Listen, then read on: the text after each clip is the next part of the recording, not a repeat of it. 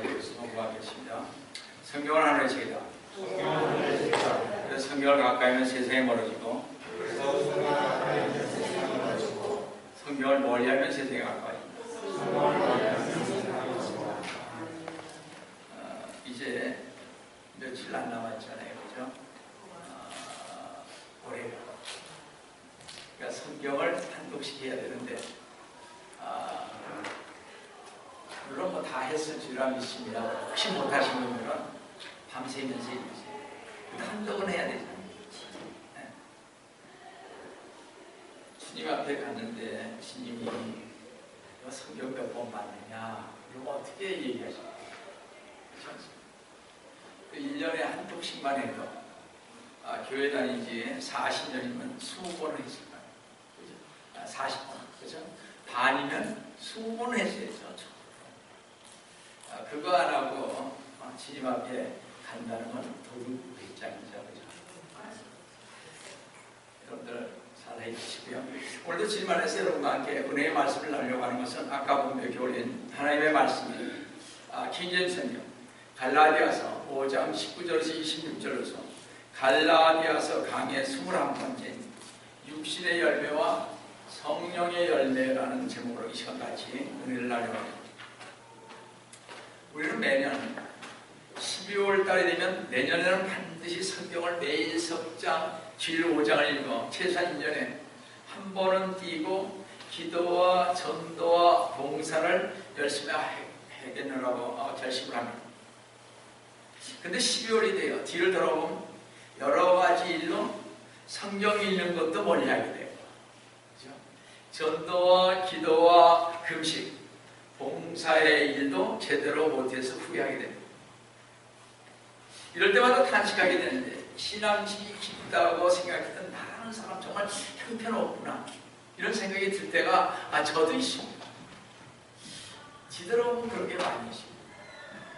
마찬가지로 세상 사람들도 술 먹는 사람은 올해는 어떻게든지 금주를 해야지 하지만 또 끊지 못하고, 담배 피는 사람은 올해는 기필코 담배를 끊어야지 하지만 끊지 못하고 또 한 해를 보냈구나 하고 스스로 탄식합니다. 우리는 언제든 무슨 일이 있을 때마다 내가 하려 하고 내가 선을 행하려고 결심합니다. 그러나 내 안에 다른 내가 악을 행하도록 나를 끌고 갑니다. 그게 지난 주까지 우리가 강연을 통해서 들었던 말씀입니다. 이 선을 행하려는 나와 악을 행하려는 내가 안에서 끊임없이 싸우고 있는데 어느 것이 진짜 나입니까? 아니죠. 정말 어느 것이 나냐 이거죠. 죄의 지배를 받는 육신의 소욕을 쫓아 행하면 악을 행하게 됩니다. 성령의 지배를 받는 내 속사람의 소욕을 쫓아 행하면 성령의 열매를 맺게 됩니다. 그러나 항상 육체의 소욕과 내 속사람의 소욕은 서로 거슬리게 됩니다. 이 싸움은 끊임없이 일어나게 되는데 우리는 과연 어떤 삶을 살아야 하겠습니까? 여러분도 아시다시피 우리 마음속에 사악함의 등급이 있다는 것을 알게 되면 아마 놀랄 것입니다. 어떤 사람들은 사악함의 정도가 매우 심한 경우도 있고, 어떤 사람들은 다른 사람에 비해 그 정도가 이 죄가 약해서 선하게 보이는 경우도 있습니다. 사실 살아온 자라온 환경이나 기회의 환경이 매우 큰 영향을 받습니다. 어떤 환경이나 조건에서 대부분의 사람들은 더 나쁜 영향을 받기도 하고 더 좋은 영향을 받기도 합니다. 이런 일은 우리 모두가 도저히 개선될 수 없는 사악한 성품, 곧 육신의 타락한 성품을 가지고 있기 때문에 불신자들은 물론이요 그리스도인들에게도 마찬가지입니다. 왜냐하면 성도라고 해서요 죄를 범할 잠재적인 가능성이 불신자보다 덜하지 않기 때문에 그렇습니다. 어쩌면 불신자들보다 성도가 더 죄를 지을 가능성이 있는지도 모르겠습니다. 구원받지 못한 사람이든 그리스도인들이든 혹은 선한 사람을 사는 안에서든 사악한 사람들 안에서든 간에 그들 모두 안에 있는 육신의 성품은요 정확히 말해서 똑같은 종류의 성품이라는 사실입니다. 가장 선한 사람에게 있는 육신의 성품과 가장 악한 사람에게 있는 육신의 성품 사이의 차이점이 전혀 없다는 것입니다. 육신은 모든 사람 안에서 똑같은 범죄의 잠재적 가능성을 가지고 있습니다. 우리의 옛 성품은 우리 모든 사람에게 있는 악한 원리인 셈인데, 우리가 감사하지 않을 수 없는 것은 우리가 성도인 이상 우리 속에서 이런 악한 원리, 옛 성품의 활동을 억제하고 그것을 점검할 능력을 주시는 성령님께서 우리 안에 내주하고 계시다는 것입니다. 그래서 우리는 감사한 거죠. 우리가 성령의 음성을 듣기 때문에 자제하고 절제하고 화내는 것도 참고 거짓말하는 것도 안 하려고 그러고 정말 이 노력을 많이 하지 않습니까? 왜냐하면 성령님도 그렇게 해서 우리에게 역사하시니까. 그래서 우리 안에 성령님이 내주하시느냐 혹은 내주하시지 않느냐의 차이가 성도와 불신자를 구별하는 가장 근본적인 차이점이라는 사실입니다. 그러나 안타까운 사실은 우리 성도들이 전적으로 성령을 쫓아 행하지 않는다는 점입니다. 그렇기 때문에 마땅히 선해야 할 성도들 사이에 그토록 많은 분쟁과 다툼과 미움과 주고가 그토록 자주 발생하는 것이라는 것입니다. 그렇죠? 우리 갈라디아서 5장 19절을 보시면요, 이제 육신의 일들은 분명히 나타나니 곧 간음과 음행과 더러운 것과 음욕과에서, 여기 전의 성경, 우리 개역 성경은 간음이라는 말이 빠져 있습니다. 여기서 육신의 일들이 분명히 나타나니에서 분명히 나타나니라는 뜻은 활짝 공개된 혹은 증명된 이라는 뜻입니다. 즉, 이 죄들은 모든 사람들에게 명백하게 백일하에 증명된 활짝 공개된 죄라는 말입니다. 사도 바울은 육신의 일들이 분명히 나타나니라고 말했습니다. 이것은 수동적이고 눈에 잘 보이지 않는 악행이 아니라 적극적이고 활동적인 악행을 말하는 것입니다. 여러분의 육신의 성품과 나의 육신의 성품, 또 이 세상에 있는 모든 사람의 육신의 성품은요, 오늘 본문에 목록된 모든 죄와 이보다 더 많은 죄를 범할 잠재적 가능성을 우리는 가지고 있다는 것을 기억해야 할 것입니다. 우리가 알다시피 우리 모든 사람의 육신의 성품은 아담으로부터 유전받은 아담의 성품과 관계가 있다는 사실 또한 기억해야 할 것입니다. 이 아담으로부터 받은 이 성품은 우리가 이 세상, 즉 몸을 떠날 때까지는 항상 우리를 따라다니되 결코 우리 중 어느 누구에도 근절되지 않는다는 것입니다. 항상 그게 있다는 거죠. 우리가 죽지 않는. 이 성품으로 말미암아 우리 몸에 죄를 들어오게 만들고 심지어 들어오라고 초대하게 만드는 것입니다. 잘 보세요. 우리는 안 하려고 참 노력을 합니다. 회개도 참 많이 합니다. 전에 말씀 저도 회개 참 많이 하는 사람입니다. 이 생각이 왜 자꾸 이상하게 변하는지. 그렇잖아요. 그리고 금식을 또 하죠. 그래서 주님이 회개할 때 제일 좋아하시는 게 금식이라는 말은 들어가지고 금식은 자주 하게 되잖아요. 너무 죄가 많으니까 1년에 제가 365일 중에 어떨 때 200일도 했던 거예요. 왜? 죄를 씻기 위해서. 근데 그렇지 않다는 거죠. 그래도 죄는 계속 들어온다는 거죠. 오직 하셨습니다. 주님께서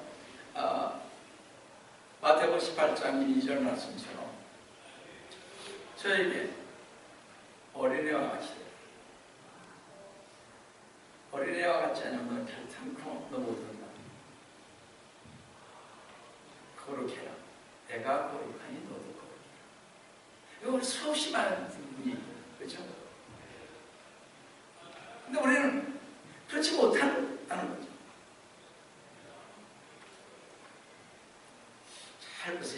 우리 성품이요 참 이상해요.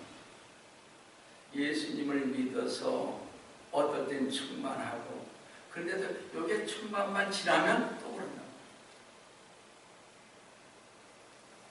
이 성품은요 우리의 몸을 통하여 자기 악한 행동을 나타내기 위하여 우리 몸을 지배하기를 또한 원합니다.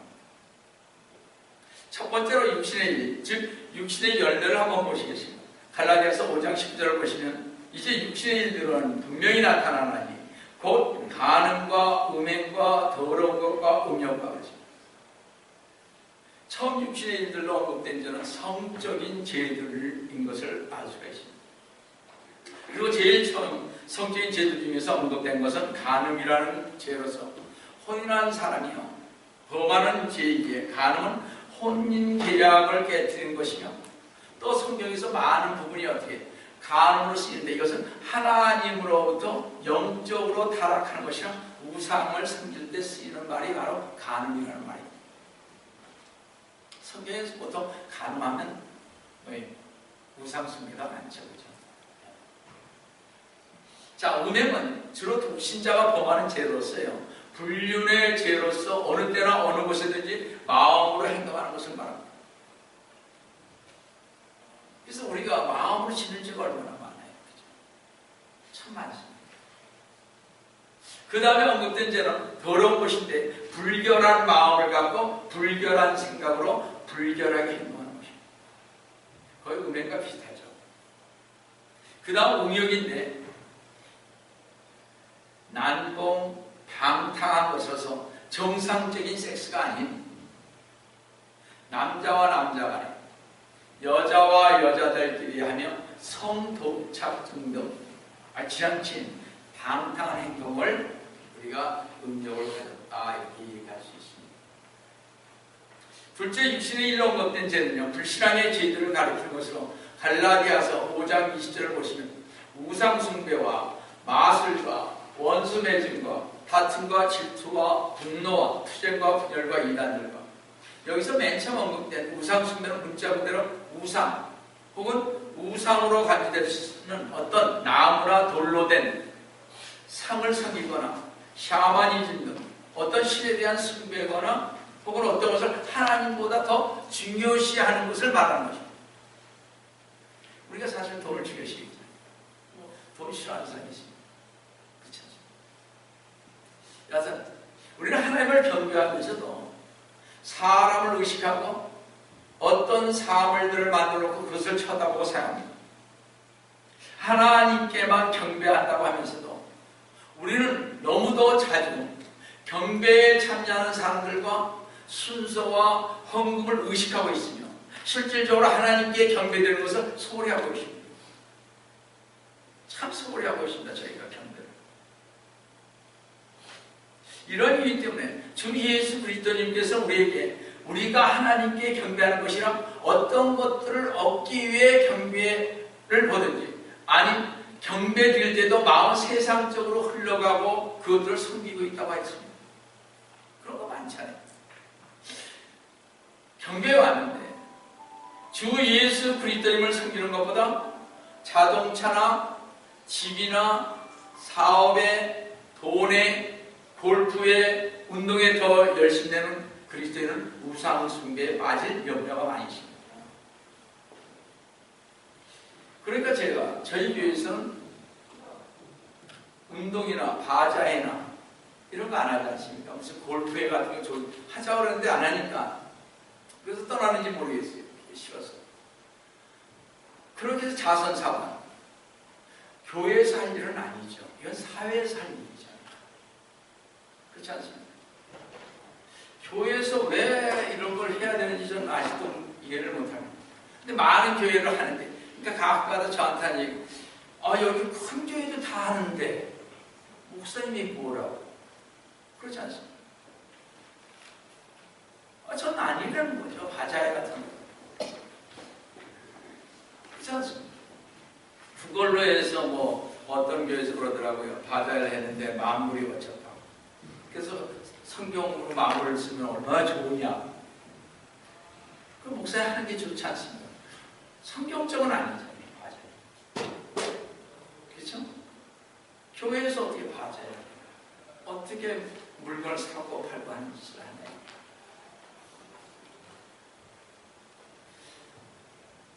이런 것들 때문에 우리가 경배는 소홀히 하고 하나님께 드리는 이 경배를 잘못 가게 하고 있다는 것입니다. 어떤 면에서 골로새 3장 5절에 탐심을 우상숭배이라고 말했던 것과 같은 것입니다. 또 하나는 마술인데요. 이 말은 헬라어로 파르마케니아라는 헬라에서 나오는 약물 사용이라는 뜻입니다. 영어의 약국 있죠. 파르마시. 이런 말은 이 말에서 파생했는데 바울 시대의 말술사들은 자주 그들의 사악한 효과를 발생하고 해서 약물을 사용합니다. 지금도 어떤 영적인 환상이나 말을 듣기 위해 환각에 빠지기 위해 LSD, 헤로인, 마리아나, 아편을 사용해서 악령과 교통하는 악마적 세계에 빠져 어떤 영적 진리를 찾고 있어요. 어떤 것에 심취하게 이런 것들을 사용하는 것을 볼 수가 있습니다. 되게 예수님들이 좀 그런 거 많이 하죠. 그죠? 예를 들어서 교회에서도 그렇습니다. 여러분 잘 보세요. 교회 안에서요, 청년들이 기도를 하면서 막 울거나 드럼을 칠 때 환경에 빠져서 막 정신없이 드럼을 치고 환경에 빠져서 노래를 부르면서 막 이렇게 율동을 하면서 눈물을 흘리면서 막 감격에 빠진 사람들 한번 잘 보세요. 특히 젊은이들. 그러면서 키보드를 치며 어떤 환상에 빠지는 젊은이들이 우리 교회에서 많이 볼 수 있습니다. 그런 사람들은 대개 마리아나 마약하는 90% 이상입니다. 이 교회 안에서. 그 애들이 우리 애가 철해. 뭘 철해요? 그렇지 않습니까? 제가 봤잖아요. 우리 옛날에 한 500명씩 집회를 했었을 때 그때 보면 난리. 이 자식들이 근데 전부 다 어떻게 해요? 마리아나 하고 그래서 와서 하는 거 아니에요. 말씀은 듣고 싶지 않고 그냥 찬송 부르고 노래하고 막 이런 거 하면 그렇게 좋아가지고. 여러분들 이런 젊은이들을 보면서 참으로 신앙이 좋은 젊은이로 착각하는 경험을 보는데 이런 경험을 하기 위해 마약을 교회 젊은이들이 한다는 사실입니다. 뭔가 환상을 보고 환각에 빠져서 주님과 대화하겠다. 어불성설이죠. 그래서 마약을 복용해서는 아니 된다고 말씀드리는 것입니다. 물론 이런 건 있습니다. 약으로 몸이 너무 아픕니다. 그거 우리 알잖아요. 그거야 뭐 어떻게 하겠습니까?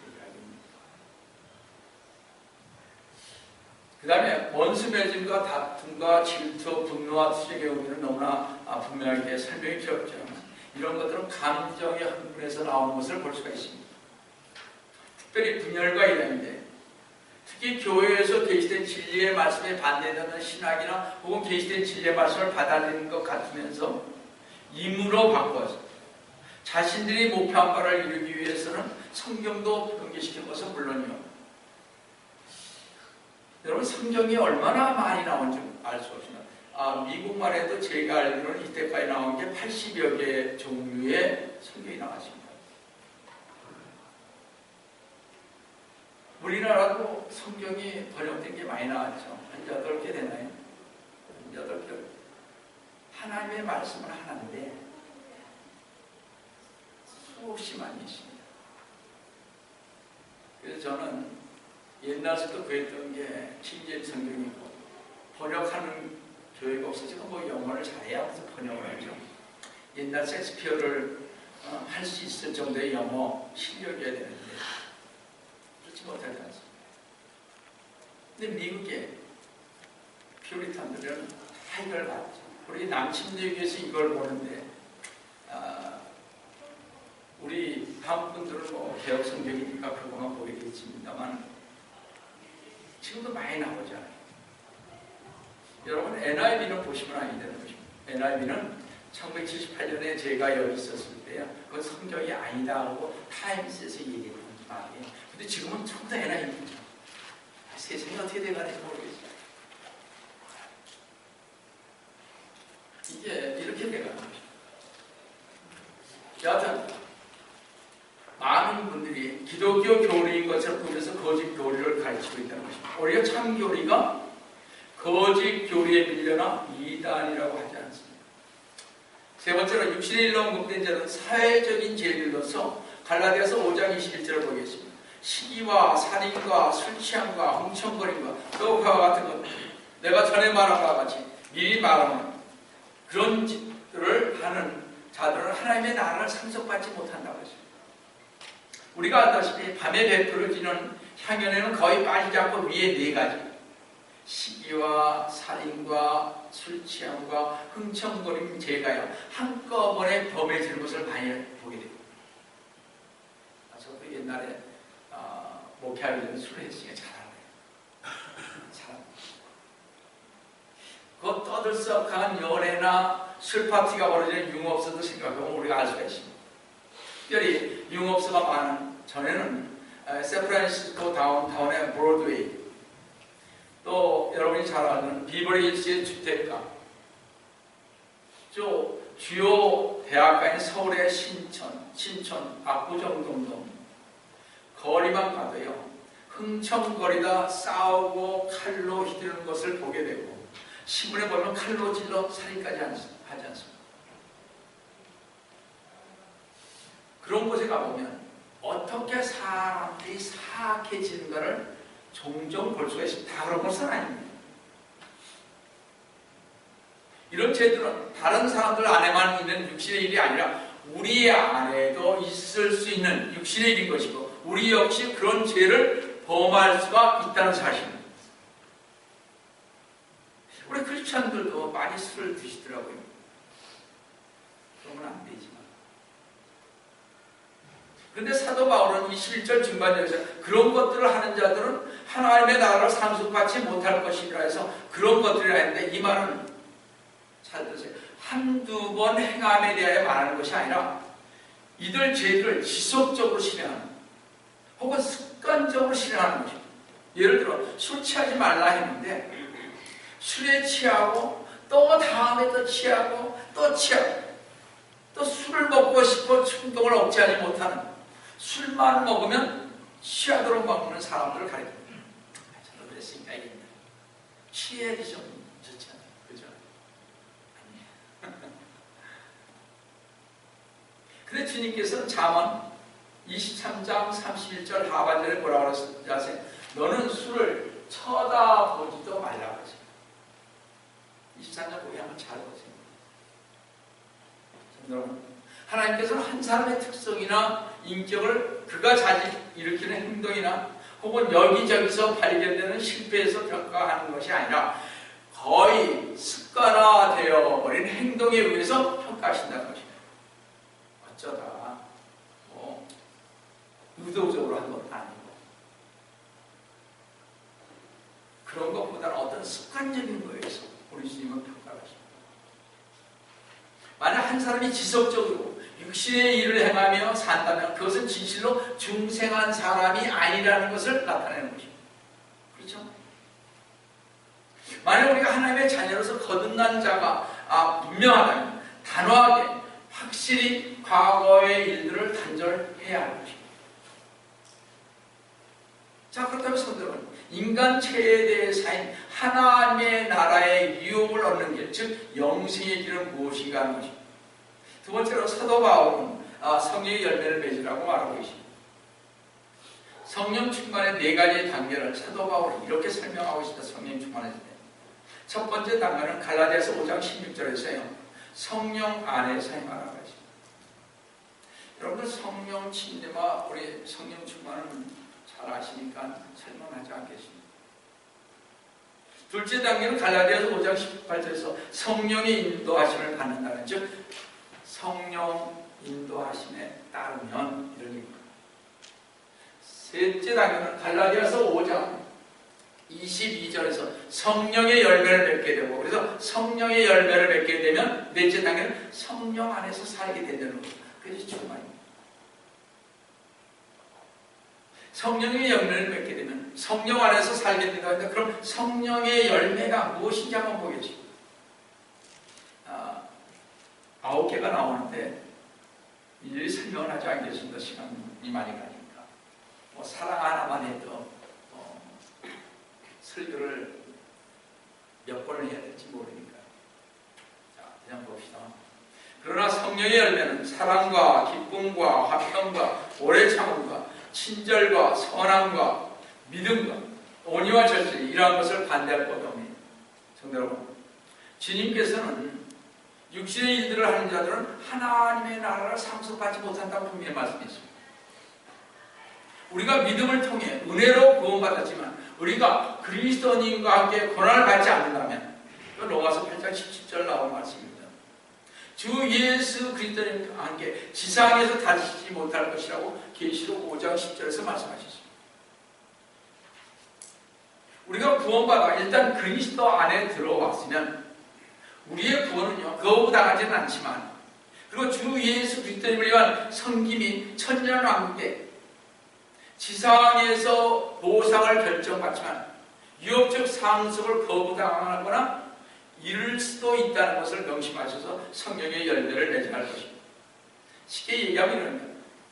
구원, 우리 주 예수 그리스도님을 믿으면 구원을 받잖아요. 그렇죠? 그렇지만 천년왕국, 천국에 가서 그때는 보상과 유업이 있는데 그거를 받지 못할 수가 있습니다. 보상, 그러니까 상급을 받지 못한다, 이런 얘기 쉽게 얘기합니다. 왜냐? 이런 일들을 하게 돼요. 그래서 성령의 열매를 맺으면 보상을 받게 되는 거죠. 유업을 받게 되는 거죠. 그래서 아브라함이나 다 유업을 받는 거 아니겠습니까? 천년왕국. 많은 분들이 천년왕국을 잘 모르는데 천년왕국이 쉽게 얘기하면 천국입니다.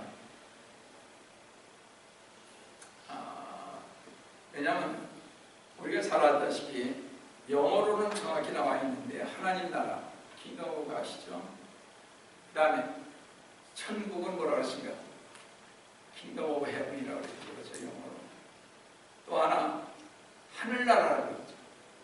성예루살렘이 이제 천년왕국이 끝나고 나서, 천국이 끝나고 나서 여기가 집과 다 없어지잖아요, 이 우주가. 그러면 가잖아요. 그게 이제 하늘나라입니다. 그게 뭐예요? 헤블리 킹덤. 이렇게 좀 나눠져 있는데 우리는 그냥 무조건 천국 가니까 저도 그렇게 많이 씁니다만 이것만 아시면 좀 쉬울 것 같습니다. 그래서 아까 하나님의 나라의 유업을 얻지 못한다고 했습니다. 여하튼 우리가 성령의 열매를 맺어야 합니다. 주님께서는 성령의 일들이라 하지 않고 성령의 열매라고 했다는 것을 우리 생각해 봐야 할 것입니다. 주님께서는 그리스도인에게 옛 성품과 새 성품 사이에 또 다른 성품인데, 우리가 구원받기 전에는 지옥에 갈 것을 위해서 일을 했죠. 이잖아요. 이제는 우리가 하나님께서 일하시도록 맡겨드릴 때 하나님께서 우리 안에서 일하십니다. 그래서 새로운 생명은 일들이 아니라 열매로 특징지어지는 것입니다. 잘 들어보세요. 근데 갈라디아서 5장 22절에서 오직 성령의 열매를 했는데, 이 성령의 열매가 단수로 쓰여졌는데요. 보면 갈라디아서 아까 5장 10절에서 육신의 일은 복수로 쓰여져서 육신의 일들이라고 쓰여져 있다는 사실입니다. 다시 말씀드려서 이 말은 육신의 일은요, 어떤 계통이 없이 많이 나타납니다. 이 계통, 저 계통에서 막 마귀들이 많이 역사하니까. 근데 성령의 열매는 한 성령의 계통에 있음을 알아요. 그래서 단지 한 성령 안에서 나오는 것입니다. 주 예수 그리스도를 믿으면 우리 안에 누가 거하십니까? 성령이 계시잖아요. 그걸 갖다 우리는 성령 침례라고 그러죠. 장로교에서 성령 세례라고 그러죠. 여러분들, 성령은요, 성령의 열매가 단 하나의 열매가 아니라 포도송이 한 송이에 많은 포도알이 알알이 맺혀 있는 것과 같은 것입니다. 그리고 그 알들은 점점 굵어지고 커져가는 것입니다. 그 열매의 알들은 서로 조화를 이루며 한 송이로 자라간다는 것입니다. 그 열매들은 그리스도의 선한 성품을 생산하면서 하나로 이렇게 조화를 이루어가는. 그 반면에 육신에는요, 많은 조각으로 분리돼요. 어떨 때는 슬프고 고통스럽고 이렇게 혼란을 퍼뜨리는 것입니다. 성령의 열매는 성령님께서 우리 안에서 그리스도의 삶을 생산하는 결과입니다. 따라서 성령의 열매는 그리스도의 냄새를 내는 열매라고 부르는 것입니다. 여러분 잘 들었어요? 성령의 우리가 예수 그리스도님을 믿으면 크리스찬의 냄새가 나야 되잖아요. 그렇죠? 근데 그 냄새가 안 난다면 좀 생각해 볼 문제입니다. 여러분이 잘 아다시피 안티오키아에서 뭐라고 그랬습니까? 그리스도인들이 저기 있다고 그러죠. 저기서 온단 말이에요. 첩으로 불렸던 것입니다. 여러분, 사도 바울이 죽고 베드로가 죽고 나서 그 뒤에 누가 안티오키아에서 사역했습니까? 사도 요한이죠. 사도 요한이 여러분이 잘 알다시피 예수님께서 십자가에 돌아가시면서 사도 요한에게 어머니를 부탁했잖아요. 어머니를 부탁하고 나니까 어떤 사건이 생겼습니까?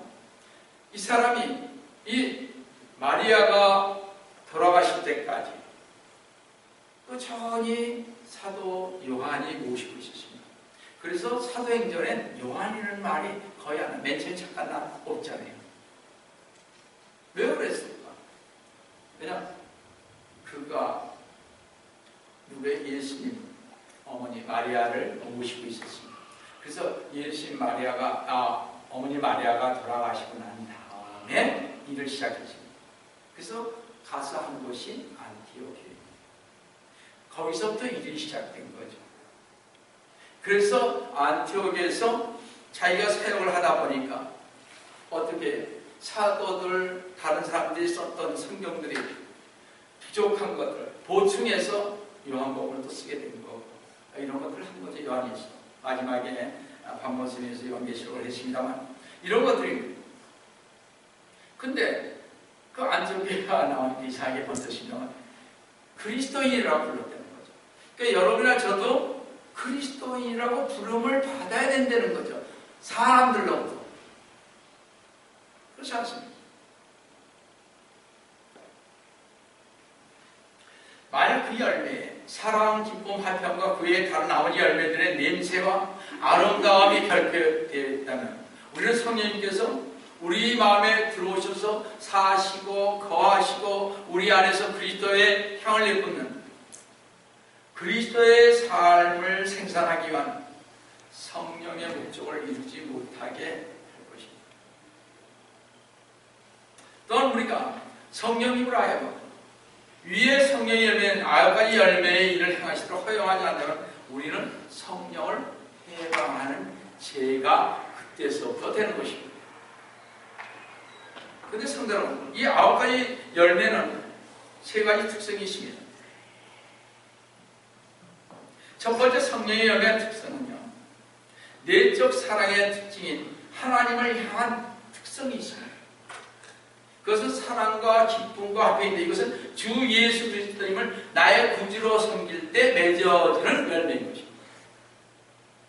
그래서 전에 말씀드렸다시피 사랑이 없이 뭐를 하면 그건 내가 하는 거죠. 내가 주님의 일을 하는데 여러분이 우리가 지금 홈리스를 합니다. 우리가 하려고 노력을 하죠. 사실 사랑을 나눠주지 않습니다. 그들과 격이 없이 우리가 봉사하고 하지 않습니다. 어떻게 그렇게 할 수 있어요? 그들하고 아침에 오면 여기에 그 주사 긋고 있는 거예요. 여러분들, 사랑이 없이 하는 것은 사실 아무것도 아니죠.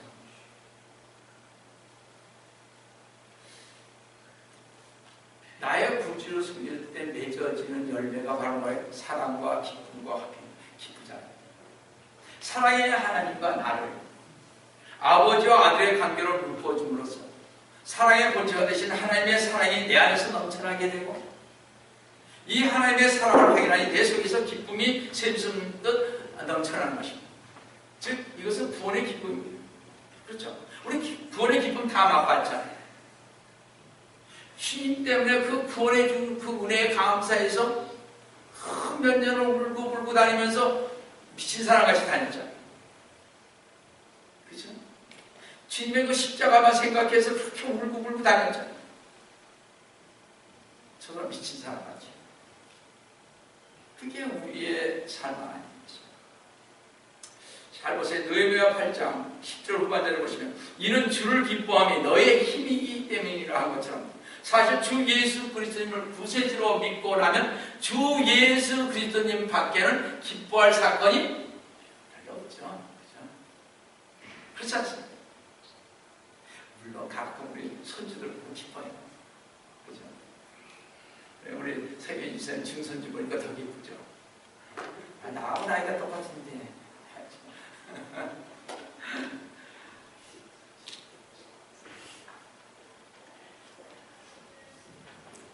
주 예수 그리스도님을 참으로 모시고 사는 그리스도의 삶 속에서 나타난 기쁨은 단순한 기쁨이 아니라 마음속에서 어찌할 수 없는 샘솟는 기쁨이며 그 안에서 안식함으로 화평이 가득하게 되죠. 우리 성령의 열매를 맺으라는 것입니다. 두 번째, 성령의 열매의 특성은 다른 사람을 향한 성도로서의 태도입니다. 두 번째 성령의 열매의 특성에는 역시 세 가지가 있는데 그것은 오래 참음과 친절과 선함이라고 기록되십니다. 이 열매들은 이익과의 관계에 성도들 간에 가져야 할 인격인 덕목을 얘기하고 있습니다. 오래 참는 그리스도인은 그를 반대하는 사람에게 안가품을 하거나 어려움이 그 사람의 닥치를 바라는 것이 아니라 오히려 어떻게 그들을 위해서 기도해주고 친절하게 대하는 사람입니다. 그러니까 세상 사람들은 우리를 위해서 감사해야 돼요. 그렇죠? 우리 지진세번에서 지진 안 나게 하기 위해서 얼마나 우리 기도합니까? 근데 이 사람들 그걸 몰라요, 우리를. 그렇죠? 그렇잖아요. 우리는 그들을 위해서 그렇게 기도해요. 지진 나지 않게, 태풍 불지 않게. 혼났죠, 이번에. 그죠? 근데 기도하신 것도 있잖아요. 글로리가. 바로 그런 거죠. 오래 참는 성도는요, 아주 무례한 사람들에 대해서도 친절하고 자비하고 다른 사람들이 알 수 있는 것에 부드럽게 선한 마음을 주는 것입니다. 인간의 본성은 결코 자신의 힘으로는 이와 같이 행할 수는 없는 것입니다. 오직 성령님의 역사만이 가능한 것입니다. 그래서 성령 충만 받도록 항상 기도와 금식의 말씀에 힘써야 합니다.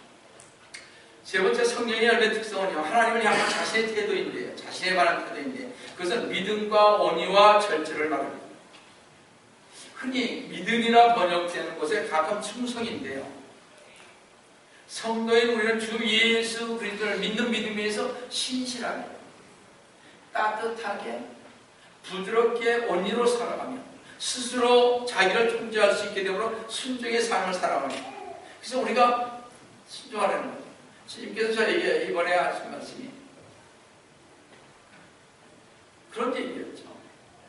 어린애들처럼 순종하라는 거죠. 어린애들처럼 선하는 거죠. 거룩하는 거죠. 어린애들은 부모의 말씀 잘 듣잖아요. 그렇죠? 우리같이 안 듣진 않잖아요. 이 문제예요. 자,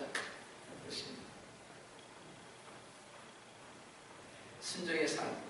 주 예수 그리스도님께서는 자신의 육체를 십자가에 못 박아 그 생명을 우리 대신 지불함으로 우리 생명을 구원해 주셨고 우리의 소유자가 되셔서 너는 내 것이라 하시면서 우리에게 순종을 요구하시며 예수 그리스도님의 사람이라고 우리를 부르신 것입니다. 그렇잖아요. 너는 내 것이야. 많이 들으셨잖아요. 우리 주님이 넌 내 것이라고 하는데 얼마나 좋아요, 그죠? 안 그렇습니까? 그러므로 우리는 그 이름에 합당한 열매를 맺어야 하는 것입니다. 그래서 보면 갈라디아서 5장 24절에 그리스도께 속한 사람들은 그 육신을 욕정과 정욕과 함께 십자가에 못 박아냅니다. 우리가 갈라디아서 2장 20절 말씀드렸다시피 사도 바울이요 내가 그리스도와 함께 십자가에 못 박혔으나 라고 말했을 때 하나님의 관점에서 문자적으로 실제적으로 우린 죽었고 못 박혔기에 육체적인 죽음까지 육신을 욕정과 정욕과 함께 십자가에 못 박아내라고 선언하신 것을 실행하는 것, 이것이 참 그리스도의 일이라는 것입니다. 저에게 요구하는 게 이겁니다. 과연 우리는 십자가에 못 박혔냐 이러세요. 저나 여러분이 주님 그런 것을 원하십니다. 사실 우리는 매우 강한 것 같은데 참 약하고요. 우리 자신은 어떨 때 믿을 수 없는 존재인 것을 봅니다. 참 믿을 수가 없어요. 우리 마음 얼마나 변덕스러운지 제가 봐요. 따라서 우리는 육신의 소욕을 즐기고 성령의 지배를 받아야 사는 것입니다. 갈라디아서 5장 25절을 보시면 만약 우리가 성령 안에서 산다면 또한 성령 안에서 행하지 않듯이 거듭난 그리스도인이라면 이미 그리스도 안에 있기 때문에 성령 안에서 물론 살고 있는 것입니다. 그러나 성도 여러분, 모든 그리스도인이 성령 안에서 행하는 것은 아닙니다. 사실 성령 안에서 사는 것은 참 극히 드뭅니다.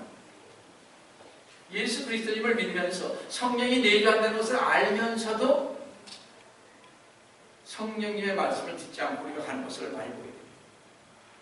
화도 잘 내고 저도 화도 잘 내지만 저 같은 사람이 화를 잘 낸다면 다른 사람은 말할 것도 없어요. 그죠? 그렇지 않습니까? 저같이 착한 사람이 어떻게 그렇게 화를 내겠지? 맞죠? 농담입니다만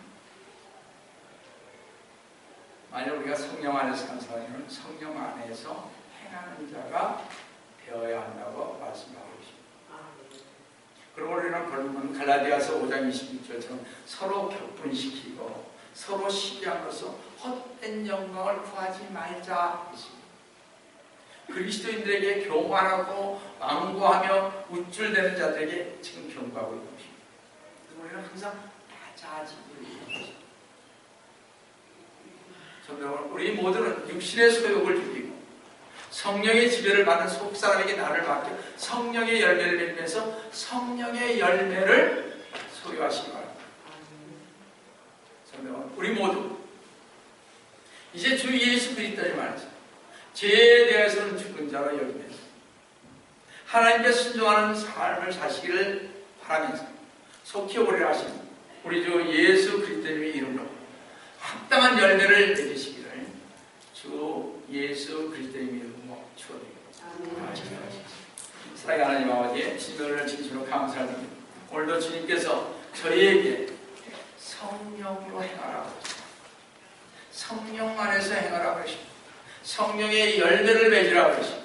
주님, 저희들 이제 우리 주 예수 그리스도를 믿는 그리스도인으로서 성도로서 성령의 지배를 받는 속사람을 나의 정을 맡겨서 성령의 열매를 맺는 저희가 될 수 있도록 도와주시기를 원합니다. 오늘도 주님께서 함께해 주시면 감사하며 주의 이름을 받들어 간절히 기도드립니다.